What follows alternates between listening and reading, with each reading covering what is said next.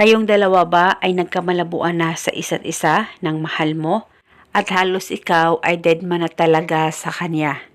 At sobrang lungkot mo ngayon dahil sa sobrang mahal na mahal mo siya pero ikaw ay baliwala na niya. Kaya gusto mo ba na manumbalik ang nararamdaman at pagmamahal niya sa iyo sa pamamagitan nitong ritual na ituturo ko sa inyo ngayon? At kung nasaan man siya naroon ngayon, ay hindi siya mapapakali hanggat hindi kanya nakikita o nakakausap kahit sa cellphone man lang. Kaya gawin mo itong ritual na ituturo ko sa inyo ngayon. Gawin ito na buo ang loob at tiwala mo. Pwede ito gawin sa kahit na anong araw o oras na gusto mo as long as 100% ang paniniwala mo sa mga ganitong pamamaraan.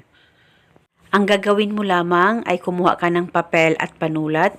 Isulat sa papel ang kanyang tunay na pangalan at apelido ng 3 beses. All capital letters po ang pagkasulat dapat ng kanyang pangalan at apelido. At pagkatapos mo na itong masulat, ay maglagay ka ng kaunting asin at isang butil na bawang. At sabay mong balutin ito at pagkatapos hawakan saglit, ilapit sa baba mo, baka isipin mo siya ng mabuti. At banggitin mo lamang ang pangalan at apelido niya ng 3 beses. At pagkatapos, ilagay itong ritual sa plastic o ziploc.